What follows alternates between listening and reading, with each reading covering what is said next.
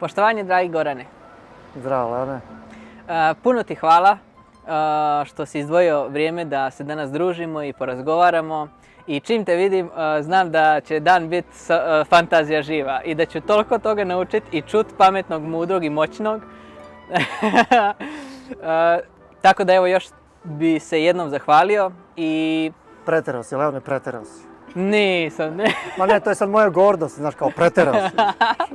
Ne, ja bi mogao još ovako sigurno bar 5 minuta koliko poštujem i cijenim svu tvoju posvećenost i tvoj rad, iskreno. I evo, drago mi je što su ti se pitanja svidjela i što si pristao da odgovoriš na njih. Deluje mi da su suviše jednostavna pitanja, u stvari najteža pitanja. Tako to biva. Ali ja znam da ćeš ti uvijek i jednostavno odgovoriti. Šta je radost? Radost je osjećaj prijatnosti kada se želje duše, odnosno duša, uskladi sa manifestacijom. Divota. Najkraće. Da. Evo, pošto smo u ovoj divnoj atmosferi proljeća, tu vidimo i Dunav, i sunce, i prirodu. Šta je, pitao bi te ovdje, šta je proljeće? I ovo nisu trik pitanja. Da, ne očekuješ da kažem godišnje doba. Proleće je u stvari na jeziku prirode buđenje. Eto, može tako najkraće da kažemo. Dakle, manifestacija. Manifestacija prirode? Ma ne, manifestacija namere, odnosno stanja duše. Jer mi svet oko sebe vidimo kao stanje naše duše. Dakle, buđenje i stvaranje. Eto, recimo tako. Zadovoljan? Da, baš zapravo jeste tako, jer mi nekad i kad je zima, ako imamo stanje duše koja je u proljeću, proljeće. Tako je. U stvari, svako godišnje doba može da nam bude princip isti. Dakle, u sadašnjem trenutku, ako smo, taj sadašnji trenutak može da bude takav da ga ofarbamo, da i zima bude prelepa, na primjer, ili jesen, ili, znaš. Tako da, ja imam drugara koji kaže, meni je svakom vremenskom periodu, čak i da li je oblačno, da li je kišovito, da li je tmurno, da li je hladno ili je vrelina, meni je idealno. Zato što on u tom trenutku vidi to kao idealno. I njemu prija. To je divota tako žive zapravo. Da. Ja to tako ne mogu, ali ima ljudi koji mogu. Eto on, eto ti, na primjer. Ti si taj tip. Da. Negdje sam imao priliku, ili sam pročitao, ili sam vidio, pogledao neko predavanje. Neki kažu da je tijelo naše prevozno sredstvo, neki da je najveći i najsvetiji hram. Kako ti vidiš to? Šta je zapravo po tebi tijelo? Pa tačno je to što si rekao. Međutim, ja bi malo bio koncizniji što se toga tiče. Za mene je tijelo avatar. Dakle, virtualni avatar. Najbolja analogija bi bila sa videoigrama. Dakle, avatar je onaj čovečuljak nacrtan, animirani, kojim upravlja neko. Taj neko je čovek koji sedi za kompjuterom, za mišem, tastaturom. Taj igrač koji upravlja tim avatarom u softveru je zapravo naše pravo ja. To je naše biće.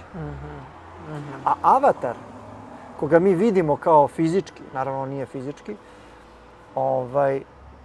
je naša persona. Sad, našom personom upravlja taj igrač koga bi ja nazvao duša ili individualna svest. Zašto kažem individualna svest ili duša? Zato što su to za mene sinonimi i oni mogu kroz različite avatare da zapravo se igraju u ovoj igri, u ovom softveru. To su recimo reinkarnacije koje su simultane, nisu linearno povezane. Najtačnije bi bilo da je avatar prikaz koji predstavlja nas. Znači, to nismo mi. Znači, ti nisi sa tim očima, s tim likom, te visine. To je samo tvoj avatar koji jesi ti izabrao, ali nisi to ti. Nisi ti ta materija, nisi ti ta ruka, razumeš? Sad, što mi imamo u kulturi, našoj tradiciji, učenje, da se poistovetimo sa našim telom, to je već poseban problem. To je šizofrenija.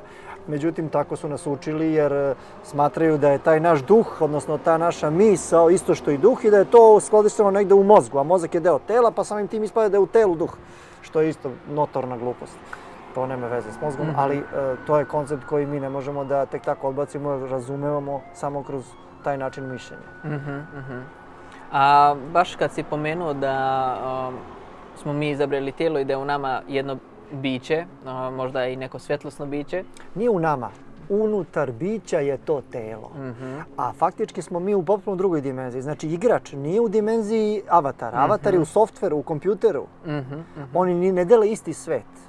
Znaš, on upravlja njime. Kroz njega govori, igra, vidi sve, čula i tako dalje. Ali odvojen zapravo. Tako je. Naša svest, odnosno naše biće je izvan te dimenzije. To je deo, ta dimenzija zapravo biće obuhvata sve dimenzije. Pa samim tim i tu. Da. Pitao bi te ovdje šta je duša? Duša je individualna svest. Individualna u smislu parcijalizovana. Jer svest je jedinstvo. To ne možeš, kako kažem, odvojiti. Međutim, sama svest može sebe da odvaja. Prividno, to je iluzija. Na individualne duše. Na ono što mi nazivamo ego. Ego su zapravo ograničene perspektive. Znači, kada bismo mi sad ovako, dajem primjer, gledali ograničeno. Mi imamo ograničen pogled. To je pogled ega, odnosno perspektiva naše persone. Ako nam je, da kažem, širih shvatanja ego, mi vidimo više. Sad zamisli kada bi to bio krug 360 stepeni, znači da vidimo sve. Kao celinu. To bi bilo biće. Znači, ego nije odvojen od bića, to je deo bića. Međutim, stvar je u tome što mi moramo da imamo, kada smo u ovoj dimenziji, kada se igramo, da budemo parcijalizovani. Pa ti vidiš samo iz svoje perspektive, ja vidim samo iz svoje perspektive, neko drugi vidi iz svoje perspektive i da bi mogla postoji interakcija. Jer Bog je svestan svega, kako bih rekao, on vidi sve. To je ona alegorija, čuje i vidi kada vrabac padne s drveta. Razumeš? Zašto? Zato što je on i taj vrabac. Razumeš? Tako da nemoguće da ne zna nešto. Ali mi ne. Sad, duša, na primjer, kroz inkarnacije prilično održava svoj entitet, svoj individualni entitet. I zato mi imamo, recimo, čak i u životu, kažemo, naši preci liče na nas. Ne samo i fizički. Oni obično kažu to je genetika. Genetika ne nosi ništa. To je informacija. Zašto ličimo? Pa zato što smo to mi. To je naša duša. Samo se multiplikovala na, da kažemo, druge avatare, druge persone i ti ih doživljavaš onda kao su to neki potpuno nevezani za tebe ljudi. U suštini, svaka duša pokušava da se igra ne menjajući suštinski sebe. Svaka duša, dok se igra, uvek zadržava nekako taj svoj individualitet. Recimo, zao čovjek će uvek u svakoj inkarnaciji biti zao. Dobar čovjek će uvijek biti dobar. Zao čovjek će uvijek biti zao. Postoji mogućnost da se čovjek promijeni? Postoji, ali to je jako sad teško objasniti. Promjena ne može da postoji s polja, mora iznutra. Ali šta to znači? To ne znači ja sam odlučio da se promenim. Ne može se promeniti neko tako što intelektualno odluči. Mora mu biti, ja to kažem, dato odozgo. To je ono, mistici to zovu, sišao na njega Sveti Duh. Recimo, imaš u Evanđelju, na primjer. Isus nije bio uvek prosvetljen. Kod njega je došao Sveti Duh u 33. godini na Jordanu. Sećaš se kada je... Znači, kada biste vi pričali sa Isusom kada je imao 29 godina i 33, to nije isti čovjek. To je proces ponovnog rođenja. Kada se neko ponovno rodi u duhu, sa novim duhom, to je zapravo, ajde da kažemo, promjena, ali koja mora da dođe odozgo. Sad, šta to znači odozgo? Rekli smo malo pre šta je, ko je taj odozgo? To je naše biće. Znači, mora da bude volja bića. Sad, u potencijalu svi imamo mogućnosti da to postanemo. Možda ne danas, možda sutra, neko presto, neko nikad do kraja života. Svakom je dato ali da li će svako biti probuđen? Mm. Problem je samo što ne možemo mi sami da kažemo ja sad želim da budem probuđen, ja sad želim da dođe Sveti Duh na mene. Ne može. Onaj gore zna kad treba, zašto da te dodirne i onda ti postaješ probuđen. Pošto si pomenuo Boga u smislu da je on svjestan svega, šta je zapravo Bog po tebi? Po mom shvatanju, po mom konceptu, Bog je univerzalna svest. To je ultimativni kreator koji celokupnu našu, da kažemo, i realnost stvara. Dakle, i virtualne svetove i sve. I to je izvor našeg bića. Međutim, on sam se podelio, uslovno rečeno podelio na više individualnih svesti, odnosno duša, kako bi mogle doći u interakciju. Tako da kad neko kaže, ne znam, ne, nije isto, Bog je na jednoj strani, čovek je na drugoj, ne znam, đavo je na trećoj, ne može, pa šta mislite kako je nastao đavo? Ko je stvorio đavola? Ne može neko drugi da ga je stvorio, opet ga je stvorio Bog. Samo je to jedan aspekt. Uvek morate da biste imali život kao dramu, a svaka igra mora da bude interesantna kao drama, jel? Morate da imate i negativce i pozitivce. Što znači, kada se on podelio na individualne svesti, te individualne svesti kreiraju svoj svet. To je tvorac.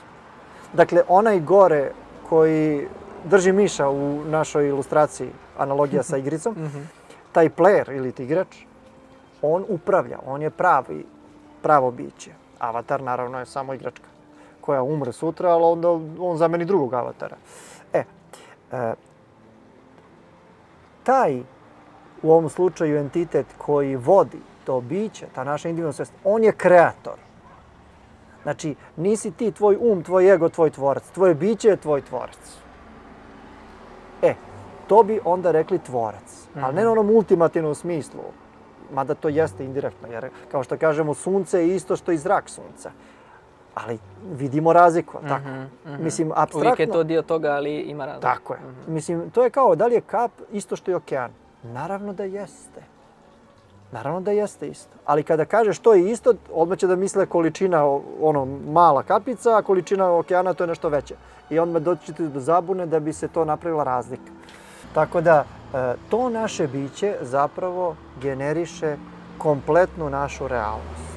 Sve što vidimo, sve što osjećamo, to je sve produkt našeg bića. Nismo mi dobili nešto nezavisno iz spoljne sredine, pa smo mi protumačili. To bi ispalo da je posmatrač, odnosno tumač, unutar našeg virtualnog avatara. Naravno da nije, da znaš. Ali je to teško objasniti na osnovu koncepta savremene nauke koja potpuno negira metafiziku i samo je sebe ograničila u fizičkom, materijalnom, determinističkom svetu. Pa zato i nema napretka u duhovnosti, možda tako bih rekao. I u spoznaji zapravo. A to je glavna stvar. To je glavna stvar.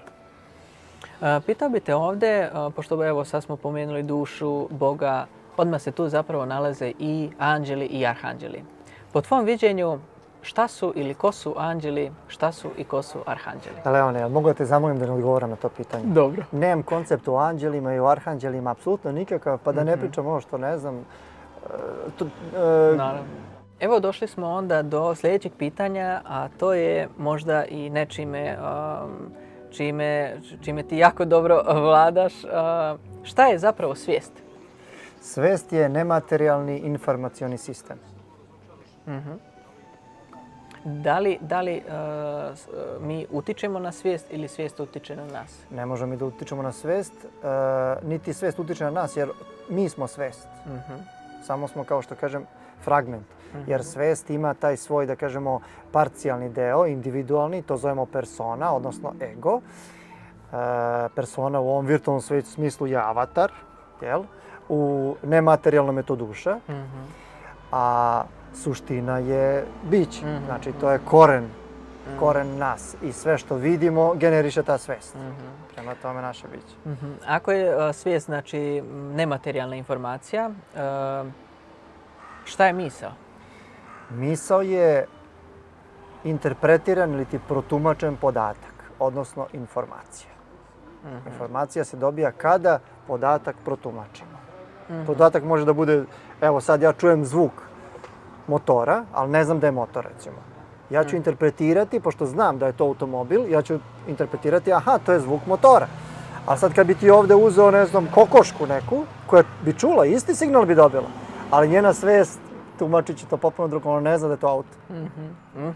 Znači, ti si dobio samo signal, to je podatak. Ali kako si ga ti protumačio, dobio si informaciju. To je informacija. Misao je informacija, može kao slika, kao zvuk, kao emocija. To znači da od našeg tumačenja zavisi cijeli svijet. Apsolutno tačno. Od našeg tumačenja. Mislim, to sad dele ovako vrlo nestabilno, da ne kažem panično. Ali da, jer mi ni jedno drvo ne vidimo svi isto. Znači, to nije, nauka je došla negde, malo je, probali su nešto to da shvate i rekli su svet je subjektivan, ali to subjektivan, znaš u kom smislu? U smislu, ti i ja gledamo reku, ti je vidiš na jedan način, ja je vidim na drugi. Neki tamo treći čovjek je vidi na treći i tako da.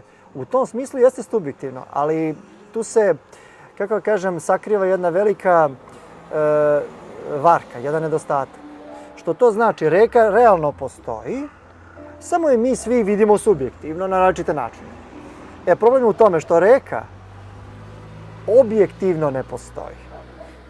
Postoje samo naše viđenja onoga što mislimo da je objektivna reka.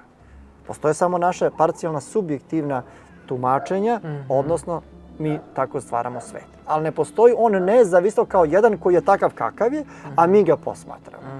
To je ono što nauka nije uspjela da dokaže, zato što ne možemo onda da se snađemo.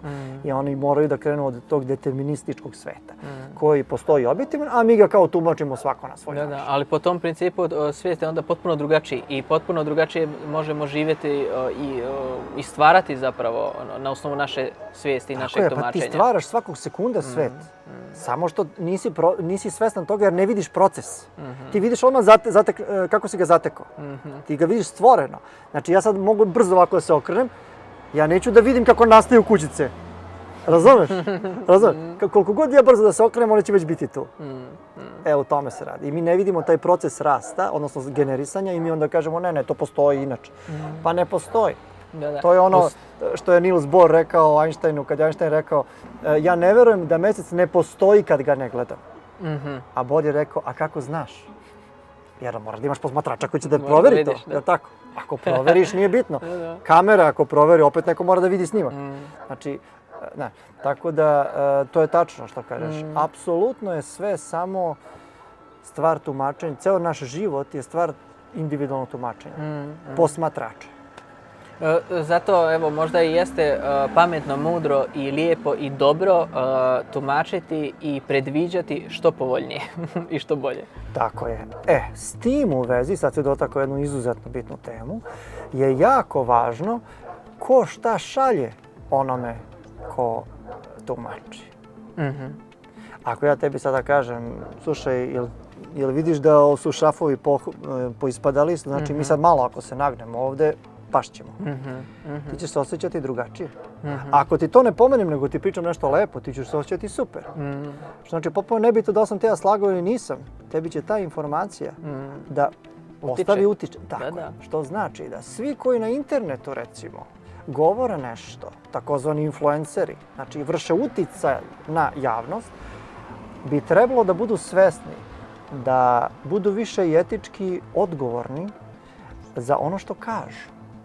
Ti znaš da recimo na internetu najviše pregleda imaju klipovi gdje piše nešto negativno. Tipa ono, čeka nas pa ono, smak sveta ili ne znam, masoni su nešto odlučili ili ne znam, sad će da nas vakcinišu i da nas, ne znam, vanzemaljci dolaze. Hiljade i hiljade tema. Jeste, Treći svjetski rat je već počeo i tako da. Sve to ne služi samo, naravno ja znam da neki ljudi to čine zbog razbuđivanja ljudi. Međutim, ima i drugi efekat. Oni njih stavljaju u situaciju koja je negativna. I ako ti veruješ u tu negativnu kao stvarnost, ti je generišeš i ona stvarno postaje stvarnost. Tako da dođemo u circulum viciosus, to ti je uroboros. Ono što misliš, takav svet zatičeš. Kakve su ti misli, takav ti je život. A znaš, jako je onda bitno šta šaljemo u bilo kojoj našoj izjavi, u bilo kom našem klipu, u bilo kojoj emisiji. Znaš, ovaj svijet bi bio potpuno drugačiji recimo kad bi se mainstream mediji potpuno promenili program. Da. Samo promene program. 90% sveta potpuno će biti drugačije bilo. Tačno. A oni misle da su oni odraz sveta, da oni prikazuju kakav je svet. Ne, oni stvaraju taj svet. I onda samo drugi uplivavaju u to polje. Tako, jer ti si poverovao da je to stvarno. Tako.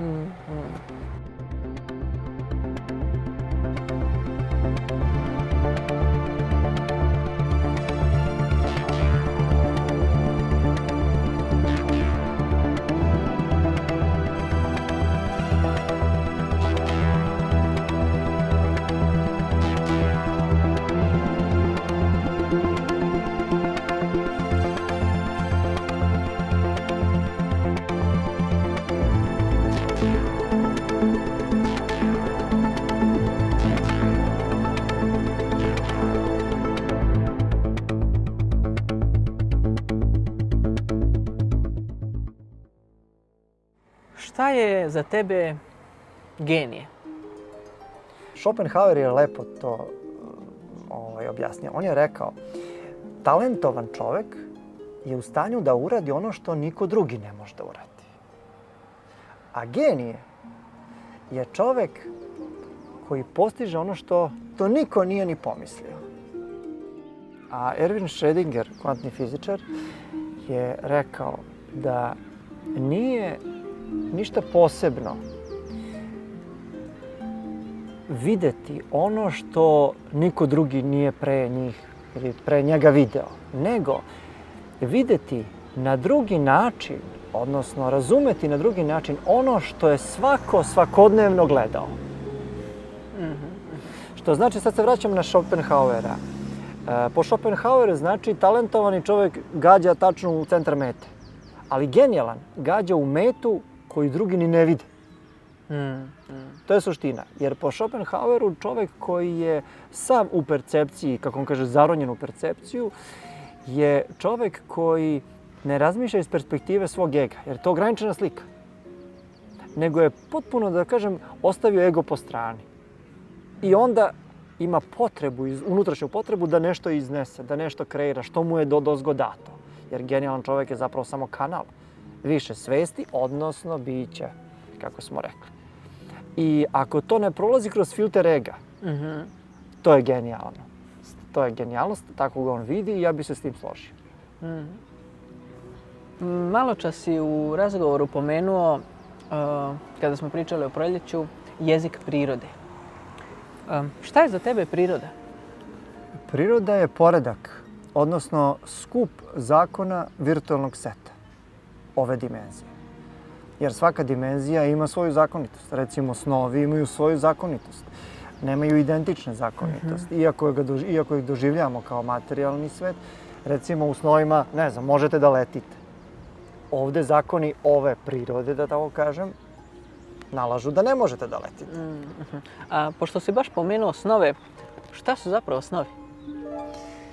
Snovi su još jedan od 3 seta koji je apsolutno virtualan, ali u okviru sopstvene realnosti stvaran. Dakle, to su ovo stanje budnosti, to je stvaran za nas svet. San je drugi, također stvaran, ali isto virtualni set. I treći je mašta, koji je isto stvaran kao i ovaj. Međutim, problem je što mi kad tumačimo uvek iz perspektive onoga u kome se nalazimo, to jest iz perspektive s kojim smo se identifikovali. Tako da mi recimo iz budnog stanja, kad tumačimo san je tako neka fantazija, nešto nestvarno, razumiješ? A ovo nam je stvarno. Isto tako, kad si u snu i kad bi pomislio na ovaj deo života, to bi bilo kao neka maglina, pitanje da li bi se sećao toga uopšte. A sama egzistencija u okviru sna ti je vrlo realna.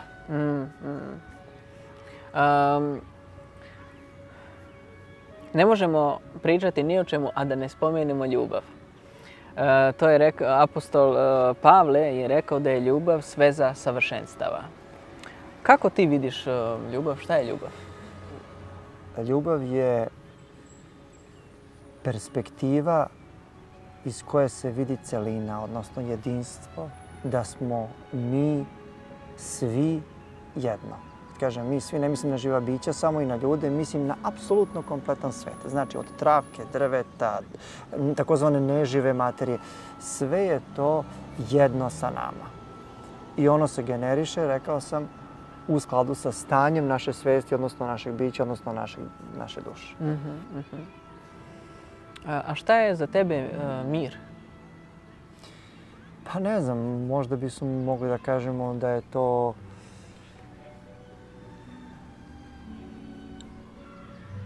stanje koje karakteriše prijatnost.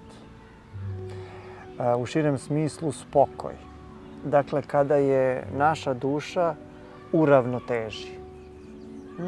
U ravnoteži sa onim što je zapravo njen pravi put i sa onim što je manifestacija, znači kad smo na tom pravom putu. Nešto slično onome što smo pričali za radost, jer ti tad osjećaš radost. Mir je na neki način, da kažemo, radost samo nižeg intenziteta. Kada nemaš prekomerni potencijal ni u jednom smislu, niti neko ushićenje da ne znaš šta ćeš sa sobom, niti neki strah ili nešto neprijatno. Možda je to baš ono što si imao u jednom od svojih divnih predavanja, možda je mir zlatna sredina.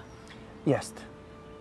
Znam da si to naveo u jednom predavanju. Da. To je spokoj, odnosno ravnoteža, odnosno balans. Dakle, kada si potpuno u harmoniji sa ne samo sobom, jer kad si sobom ti si sa čitavim svetom, nego i sa onim koga vidiš izvan sebe. Znači, opet ne pričam samo o ljudima, mislim o svakoj situaciji. U situaciju mogu da čine stvari koje nemaju veze sa ljudima. Razumeš? Recimo, nalaziš se na pustom ostrvu ili ne znam, u nekoj hladnoći ili u pustinji. Nema ljudi koji te recimo nešto maltretira. Ali ako si u skladu sa tim, ti si u miru, ti ne osjećaš to kao neko mučenje. Problem je što mi nismo u stanju da svaki put dođemo u taj mir, u taj balans, da osjetimo taj spokoj i samim tim imamo nervozu, imamo strahove, imamo preterane želje i sve to stvari prekomerni potencijal koji onda korektivni faktor obara u svoju suprotnost i onda tako pravimo sebi problem. A problem ne postoji ako ga nismo svesni. Pitao bih te ovdje šta je onda nemir? Pa nemir je suprotno od mira. Dakle, nemir je osjećaj neprijatnosti, dakle disbalansa, neravnoteže. Kada nismo usklađeni, kada nismo u harmoniji, kada vidimo više negativnog nego, mi ćemo reći naravno da smo objektivni, ali vidjeti više negativnog nego pozitivno je uglavnom znači samo jedna druga perspektiva. Perspektiva koja boji, odnosno tumači, rekli smo neutralnu stvarnost, jer ona ne postoji objektivno, kao nešto loše. Jer do tumača je sve. Da. Baš mi se sviđa kuda ide ovaj razgovor i svi odgovori. Pitao bih te ovdje šta je za tebe i kako ti vidiš strah. Šta je strah? Pa strah na nivou instinkta je korektivni faktor koji nam omogućava da preživimo u svetu, ovog virtualnog sveta. A na nivou duha, odnosno na spiritualnom nivou, strah je stanje koje nas odvaja od našeg bića, odnosno od puta naše duše. I on je destruktivan. Dakle, on nas, kako kažem, odvodi na stranputicu. I sve što nam čini nam samo zbog toga što negde ego ima konflikt sa onim što bi on želeo u odnosu na ono što vidi kao ishod. I naravno zbog toga imamo strah. Strah velikim delom mu zapravo proizilazi iz memorije. A memorija nam je opet neophodna, zato što bez memorije mi ne bismo imali osjećaj kontinuiteta našeg postojanja. Jer mi se zapravo budimo svako jutro u novom životu. Međutim, mi da nemamo sećanje o juče, mi bismo stvarno mislili da naš život počinje tog časa. Što recimo u snu imamo. U snu čim uđeš u radnju, ti si u radnji u tom času. E sad, kad bi tebe neko pitao da se sećaš šta je bilo, ti bi znao, ali u snu. Da. Razumeš? Ali on počinje u tom momentu, znači nema početak. Tako isto i ovdje. Mi svakog dana se zapravo rađamo. Svako jutro. Jer zašto je smišljeno po ovom konceptu da se mi nešto kao odmaramo, pa noću izgubimo svest. Biolozi će da kažu zato da organizam se refreshuje. Pa da, ali šta fali, može kao kod ajkule. Ona spava, ali kreće se. Što mi moramo da izgubimo svest o kontinuitetu. Tako da naš kontinuitet zapravo omogućava memorija. Jer mi bez memorije ne bismo znali kako se zovemo, kuda smo krenuli, gdje smo juče bili i malo bi izgubio na svrsi ove igre u ovom setu. A u snu to nema nikakav značaj jer u snu je bitno preživjeti situaciju, osjećanje, rešiti direktno samo sam problem, recimo. Zato nema potrebe kontinuitet. Recimo, ako u jednom danu ključno je da se vidiš, susretne s nekim čovekom, san će te baci samo u tu situaciju. Neće kako si ti kuvao ručak prvo, pa izašao napolje, to je nebitno. Nego samo esencijalne stvari. Zato mi kad sanjamo samo bitno. Mi ne doživljamo to kao bitno kad se probudimo, a to je sad drugo pitanje. Drago mi je da si odgovorio na to moje sljedeće pitanje, šta je memorija, odnosno pamćenje. Da, to je skup tih informacija koje smo mi zapamtili. One su virtualne ako se tiču prošlosti i virtualne ako se tiču budućnosti. Zapravo one stvarno ne postoje, to se nikad nije desilo. Budućnost i prošlost nikad ni ne mogu da se desi. Ali sadašnjost je nešto što je jedina egzistencija. Pošto je sadašnjost jedina egzistencija, sve što tumačimo o prošlosti je znači promenjivo. Jer to je informacija. Ako ja tebe hipnotičem, na primjer, i kažem ti si juče bio to i to, ili bio si tamo i tamo, radio si to i to. I probudim te sa posthipnotičkom sugestijom, ti ćeš meni pričati to kao istinu. Što znači šta je istina za tebe u prošlosti? Ono što imaš u memoriji, a ne što se stvarno desilo. A pošto je ovo solipsistički svet, svaku u memoriji ima sve antropocentrično, znači iz svoje perspektive. Znaš, nama se čini da to nije tako jer mi poredimo tuđe memorije. Pa kažemo nije tačno, evo Pera ima svoju memoriju, Žika ima svoju, ja imam svoju, Leon svoju. Ne, to su sve iz istog centra, samo podeljene memorije. Kao što reditelj podeli na osnovu scenarija glumcima uloge. Ali je on napisao sve. Razumiješ? Jednostavno je to u stvari jako. Ja sam probao da neke stvari ovog koncepta objasnim recimo deci. Ali maloj deci. Ti ne možeš zamisliti koliko oni jednostavno to kapiraju. Kod njima je to ovako. Odrasli. O čemu ti pričaš prvo, pa onda dok shvati, ako su još širog uma, onda im to treba vreme da uklope, jer sve su površno naučeni. I njima je teško da prime, jer imaju punu čašu znanja. Tako. Odnosno neznanja. To je to. Dobro si me podsjetio, to je onaj čuveni zen učitelj koji je, da ispričamo čisto, možda neko od gledalca to ne zna.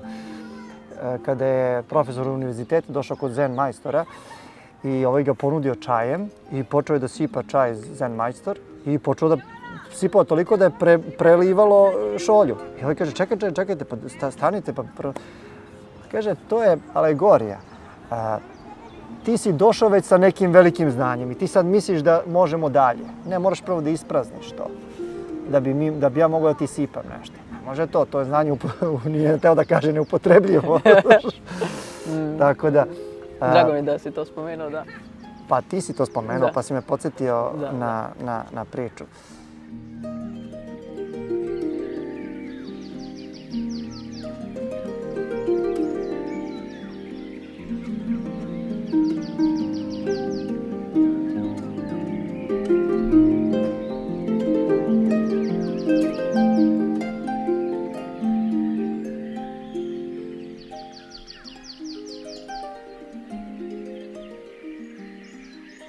Dakle, ovo je paviljon velikog refraktora. Jeste, evo sad smo gledali kroz ove teleskope, podnebesje i nebesje, zvezde, planete. Šta si ti vidio? Pa vidio sam da ništa nije trodimenzionalni objekat, nego da mi tumačimo kao trodimenzionalni objekat, da su zvezde, planete zapravo dvodimenzionalni prikazi koje mi tumačimo na način kako nam se uklapa u ono što možemo da zamislimo, ono što već poznajemo i onda tako možemo da kompletnu konstrukciju napravimo da drži vodu, da tako kažem. Jer cela astronomija se zapravo bazira na observaciji. Znaš, ti ne možeš da odeš do zvezde da proverimo da li je to istina ili nije. Mi do planete. A tek to? Da.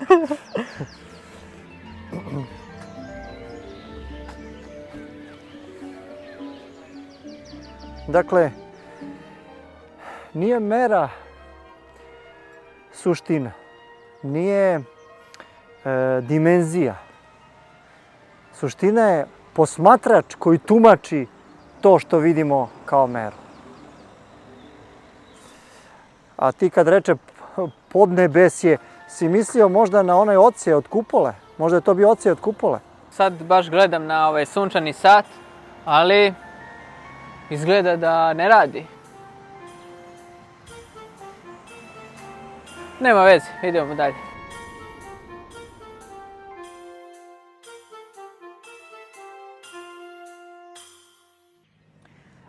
Gorane, koja je tvoja omiljena knjiga i zašto? Omiljena knjiga, pa mnogo ima omiljenih knjiga. Zapravo to je jako teško i nenormalno pitanje. Kako da se neko, zavisi u kom periodu života. Znaš, imam, evo desilo se, setim se jedne izjave čuvenog dirigenta i kompozitora Leonarda Bernsteina, koga kad su pitali koju kompoziciju najviše volite da dirigujete, a on kaže onu koju u tom trenutku dirigujem i sviram. Tako isto, recimo, ja sad čitam Crtice Vesne Simović, to mi je sada onda omiljena. Zašto? Pa zato što je to zaista sklop takvih misli kakve ne mogu da se nađu. Ni kod Miguela Ruiza, ni kod onog Donalda Walsha, Eckharta Tolle i takvih ljudi koji su proglašeni New Age guruima. Ovo prevazilazi i New Age i filozofija života, ali sa jednog visokog aspekta tumačenja, koji je, ja kad kažem, recimo Vesni, da mi je to jedna od omiljenih knjiga, stvarno jedna od najbitnijih knjiga koje može neko napiše, ona misli ja preterujem, zato što je to suviše, kako bih rekao, su to velike reči. Ali zaista, kada bih ja bih pisao upravo na te teme na takav način. Jedino što ona ima i konciznost i jasnoću. To ja ne bih mogao da postignem. Ja imam konciznost, ali onda nemam jasnoću. Ako imam jasnoću, nemam konciznost. I to je vrhunski talent, tu nema šta. Tako da, Crtice za sada. A pitao si me za film. Sad, isti problem sa filmom. Ja filmove mnoge volim, mnogi su mi bliski. Zavisi u kom periodu. I za muziku isto tako. Nekada sam najviše volio jednu operu ili jednog kompozitora ili jednu simfoniju. Kroz godinu dana potpuno druga mi je najbolja. Kroz 10 godina potpuno treća mi je najbolja. Zavisnosti koje je moje stanje duha u tom trenutku. I sad, ako ja sam sad recimo čitao knjigu Crtice, to znači da je ona meni na ovom nivou sada došla kao najznačajnija za mene. Ili recimo kompozicija. Kompoziciju recimo koju ja čuo sam recimo prvi put pre 20 godina, ali me nije dodirnula. A sad me dodirne.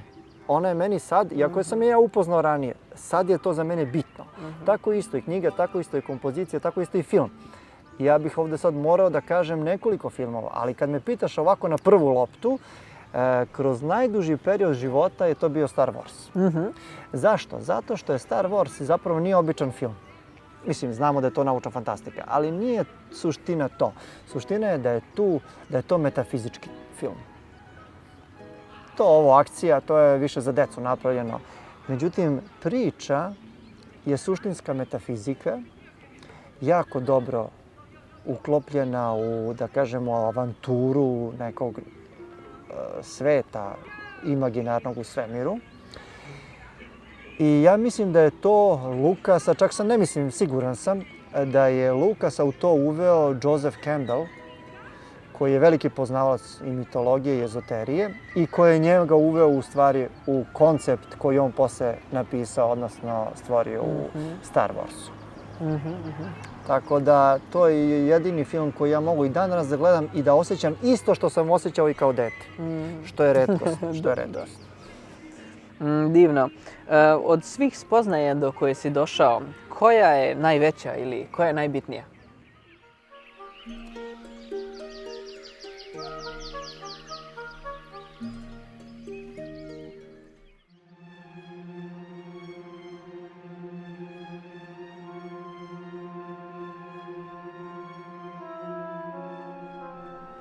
Sljedeće pitanje je šta je smrt?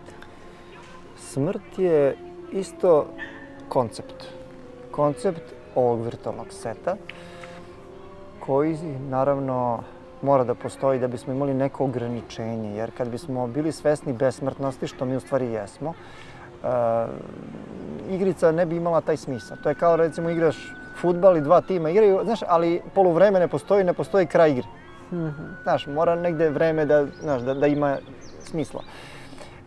Ono što je nezgodno što je koncept smrti pogrešno shvaćen i što ta zakonitost nam je, kako kažem, povezana sa nepostojanjem, znači neegzistencijom.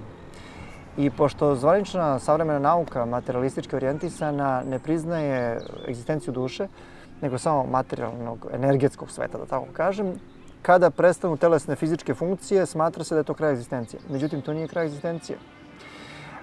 Problem je što mi u stvari ne prestajemo sa našom suštinskom egzistencijom, sa smrću fizičkog tela. Zapravo i smrt fizičkog tela u krajnjoj instanciji ne postoji kako mi vidimo. Jer ko može da registruje smrt tela? Samo posmatrač. To ne može da registruje onaj ko umire. Naravno, tu sad imamo priče o tome da kroz astral mogu ljudi da dožive svoju smrt. Sve je to super, ali opet je to perspektiva nekog posmatrača. Hoću da kažem, čovjek kada umre, on se momentalno budi. Kao što se ti budiš iz sna. Pa da li ti umireš u snu?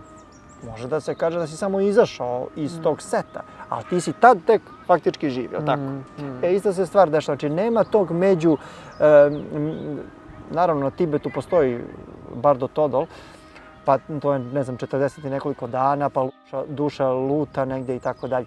U principu, to su sve tumačenja koja po meni malo odstupaju od suštine, ali suština je da tvoja egzistencija se nastavlja, jer svest ne može da bude u materijalnom svetu. Ona kreira materijalni svet, ali ona nije u materijalnom. Tako da ne može ni da zavisi od toga. Samo prelazi dalje. Tako je. Tako da smrt je u suštini iluzija. Samo je iluzija na jednom konceptualnom nivou koju mi kad shvatimo ozbiljno kako su nas učili, mi život vidimo kao jako strašan. Jer onda, znaš šta, onda pretvoriš se u egoistu koji brine da taj slučajni svoj mali život što bolje iskoristi i da na neki način radi što više za sebe. A time automatski znači biti egoističan. Kako se primičaš starosti, odnosno smrti, ti si sve depresivniji, sve lošije se osjećaš, sve vidiš više crno. Iako se nešto ne zaludiš, nađeš neki svoj smisao, ti pitanje je kako ćeš živjeti. Međutim, zato je loš koncept koji naša nauka savremena nudi o smrti. Znaš, jer uništava čovečanstvo u onom smislu, uništava im posebnost, optimizam, radost života, sve to. A ne sve to i da se ti rađaš, ti umireš faktički svake noći. Kad izgubiš svest, pa otkud taj sistem takav, što se ne zapitaju, da ti isključuje svest svake noći? Čemu to? Rekog Zajkulu, možeš ti da se odmaraš ako hoćeš, zašto mora svest da ti se isključuje?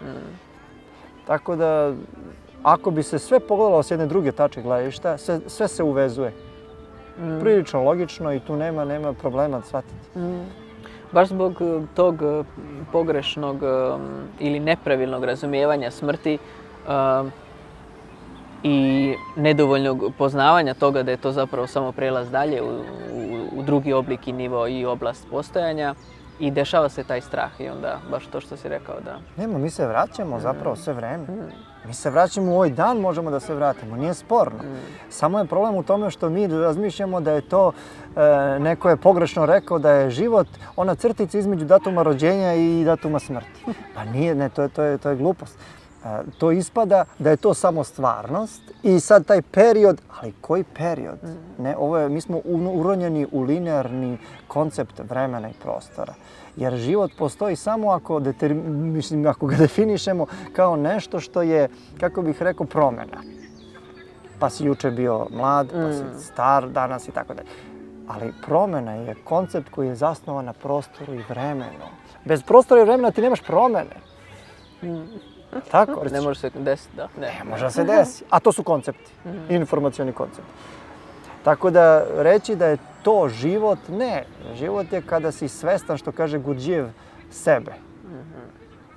To je. To je malo metafizički, ovako, filozofski rečeno.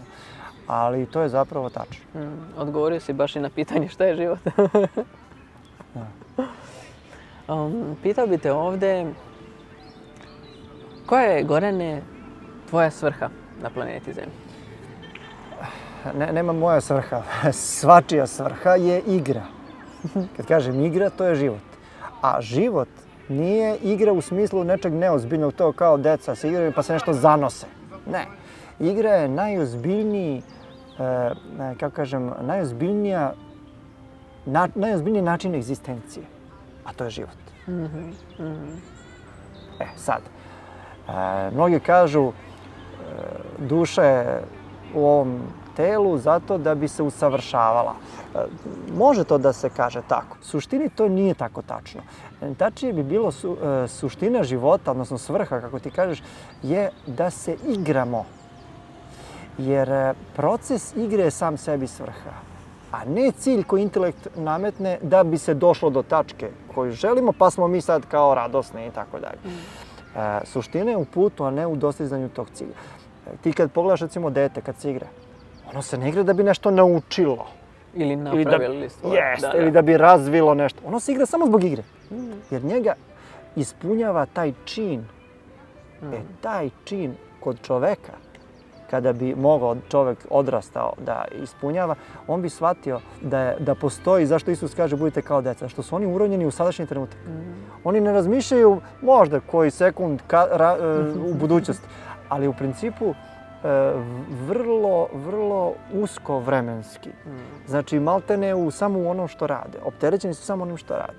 I zato kad im se nešto loše dešava, ono počnu da plaču, za 2 sekunde ti im skreneš misli, oni već ne znaju ni šta je bilo. Oni se tamo već igraju. Da, što znači, a zamisli čovjek, odrastao, pa pamti zlo. Treba godinu dana da se... Ne, stvar je u tome što smo mi dosta živimo po inerciji, a ne po onome da budemo svesni sadašnjeg trenutka. Jer ako ti iskoristiš sadašnji trenutak radi ispunjenja svog bića, ti se igraš. I to je suština. A ne ispunjavaš koncept koji pitanje da li će ikada se desi i tako dalje. Da, i ne uživaš u procesu, a proces je bitan. Proces je najbitniji. Najbitniji. Ja znam, na svom iskustvu sam to doživeo. Iznenadio sam se kad sam čitao za kompozitora Giacomo Puccinija. Kaže, on kad god bi završio pisanje jedne opere, odmah je tražio da piše drugu, siže, ideju koju će. On rekao, čekaj bre, toliko želiš da dođeš do kraja i sad ne uživaš u tome što si uradio. Ne, on odmah želi da... Onda razmišljam zašto. Pa dok ja nisam to doživio, onda sam shvatio u stvari zato što meni nije cilj, nije mi ushićenje, nije mi radost kad ja to završim, nego dok radim. Okej, da završim, da. Ali da kad završim, odmah opet radim. A ne, završio sam, super, sad ćemo pauza. Nema to suštine. Rad u radosti. Jest.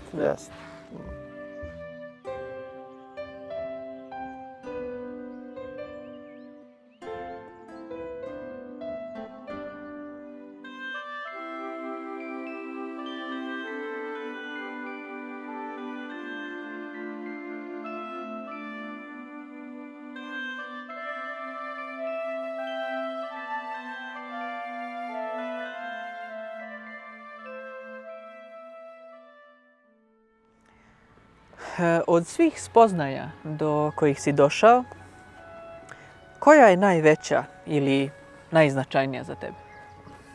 Pa nemam jednu, mogu da kažem 3. Mogu? Izvoli. Recimo 3. Prva je da je ovo virtualni svet. I kad mi je to, da kažem, se otvorilo? Prvo mi se otvorilo kada sam sa svojim prijateljem igrao jednu video igricu. Zamisli sinhronicitet, Odisej se zove igrica. To je prvo. Drugo, kada sam čitao... A šta je bila spoznaja tu? Spoznaja je bila, gledao sam Avatar, koji sam bio ja, Odisej. I sad mi igramo, znaš, i sad on prolazi kroz avanture. I u jednom trenutku on stane i ovako se zaglavi na jedan zid i gleda i malo se ovako ljuljuška. I lice. I sad on je, da kažemo, zamrznut izvan svog vremena. Da li me razumeš? Znači, kod njega sad ne teče vreme. Mhm. I meni padne na pamet. I kažem Siniši, drugaru tom, šta misliš, da li on zna da mi postojimo? Ili on misli da kad dođe na neku svoju ideju, da je to njegova ideja? On kaže, ma daj, ne lupaj kao. Šta fantaziraš igrica? Da. Međutim, šta je u pitanju? Što je analogija vrlo interesantna. Meni je tu došlo do analogije tako što sam pomislio, ni mi sada nismo svesni onog ko upravlja nama, je li tako? Da. Nismo svesni našeg bića. Mi smo svesni, mislimo da naš ego, naš naš intelekt radi i da smo mi to. To je prva stvar.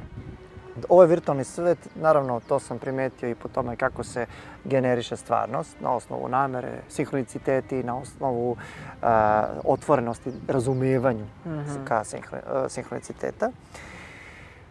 I to je prva stvar. Druga stvar je bilo, posle dosta godina, misao Chuang Tsea, koji kaže, legao sam da spavam i sanjao sam da sam leptir koji leti poljima, šumama, livadama. Sada sam se probudio i pitam se, da li sam ja čovek koji je sanjao da je leptir ili sam ja leptir koji sada sanja da je čovek?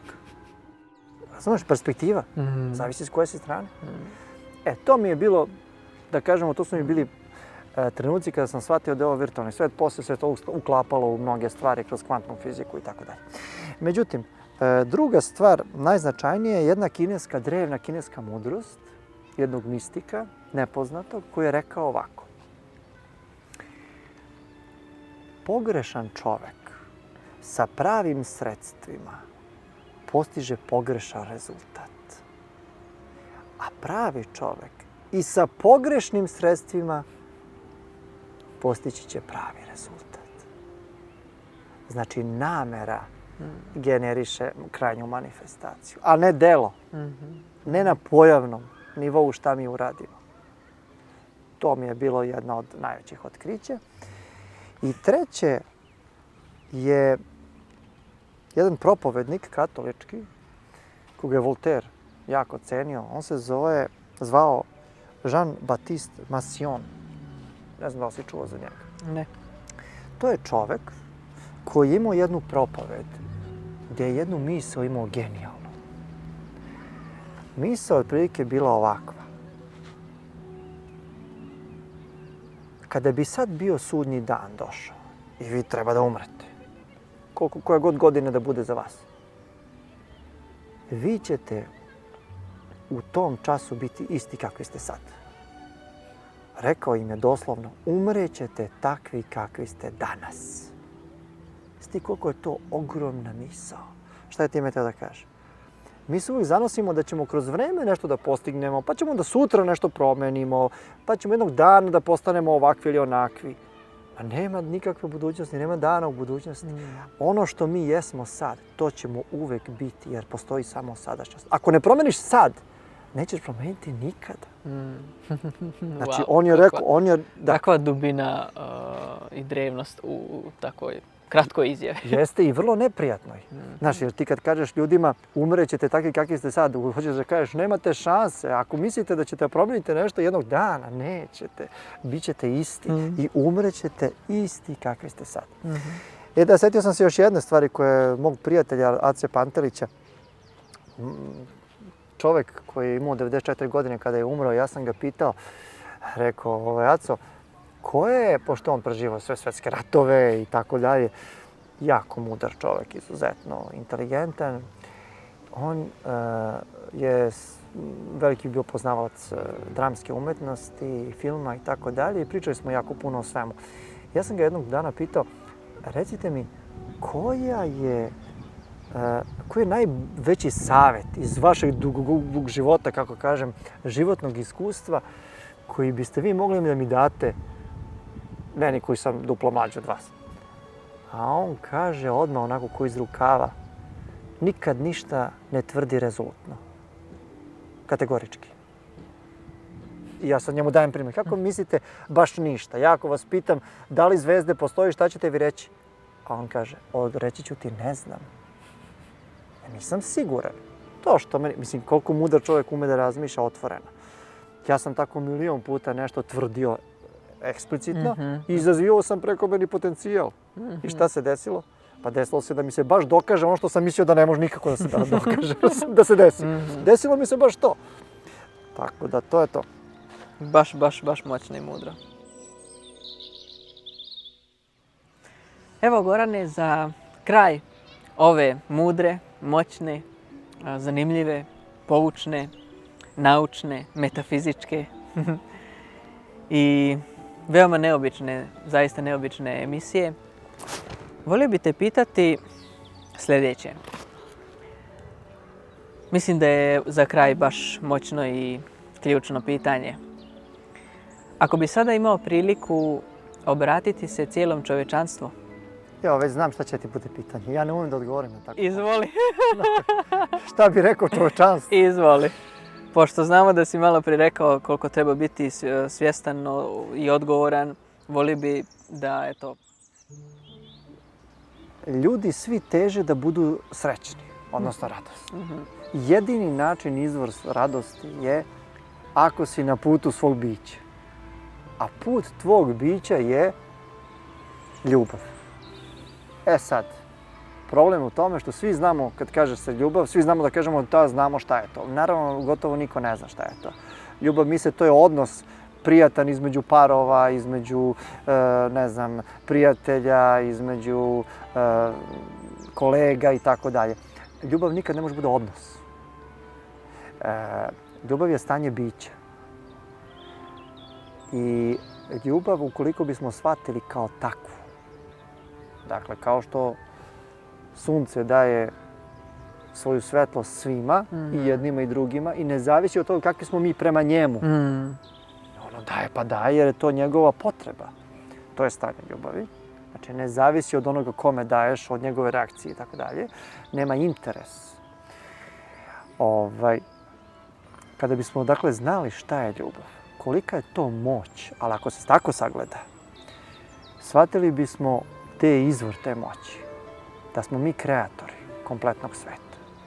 Jer ovo je svet, sistem antropocentričan. Dakle, solipsistički. Jer samo kada smo u ljubavi, mi smo svesni jedinstva sa svetom, odnosno celine. Ne moramo sve vreme da budemo u tome.